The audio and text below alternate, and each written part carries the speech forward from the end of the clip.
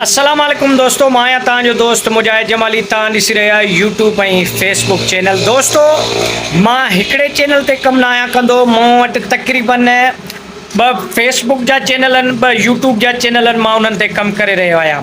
ॿिनि ते मां व्लॉग अपलोड कंदो आहियां ऐं ॿिनि ते मां टेक्निकल पंहिंजो कमु कयां थो, टेक्निकल जे हिसाब सां, जिथे मां सम्झायां थो माण्हुनि खे त फेसबुक पेज कीअं ठाहिजे, यूट्यूब चैनल कीअं ठाहिजे ऐं खोड़ सारा मसइला जेके आहिनि उहे मां उते सम्झायां थो उन्हनि चैनलनि ते।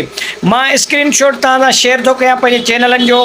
मां सभिनि दोस्तनि खे रिक्वेस्ट कंदुमि, छाजे करे नओं चैनल असां ठाहियो आहे ऐं उते मज़ेदार वीडियो असां अपलोड कंदा आहियूं।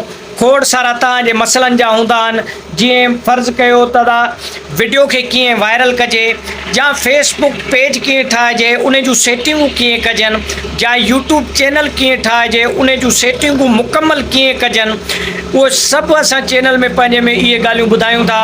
त तव्हां फेसबुक ते फ़ोटू अपलोड करे हज़ारे रुपया कीअं कमाए था सघो, उहे बि असां वीडियो ठाहे जेको आहे सो पंहिंजे यूट्यूब ऐं फेसबुक पेज ते शेयर कंदा आहियूं।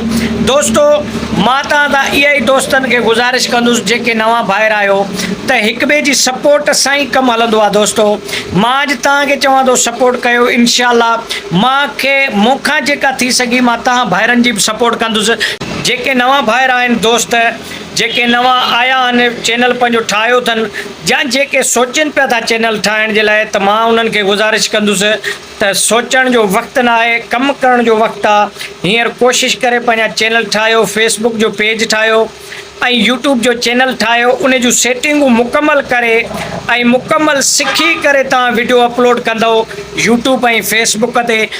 घणा दोस्त चवनि था असांजा व्यूज़ नथा अचनि, असांजो वीडियो वायरल नथो थिए।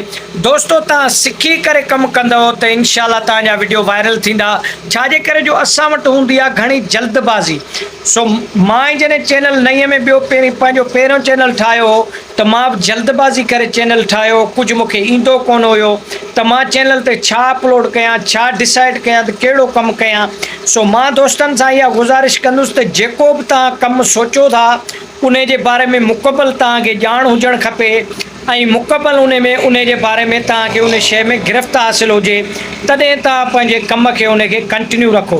खोड़ सारा जेको आहे सो कॉन्टेंट आहिनि, लाज़मी न आहे हिकिड़े कॉन्टेंट ते कमु कयो, खोड़ मुख़्तलिफ़ सारनि कॉन्टेंटनि ते कमु कंदव त हिकिड़ो जंहिं बि वीडियो तव्हांजो वायरल थियो, तव्हां उन सिर्फ़ु पंहिंजे कॉन्टेक्ट खे वठी ऐं उन जे बारे में कमु करणु शुरू कयो। वॾी महिरबानी दोस्तो, अॼोको वीडियो एतिरो ई हो। वीडियो सुठो लॻे त लाइक ऐं शेयर कजो। वॾी महिरबानी।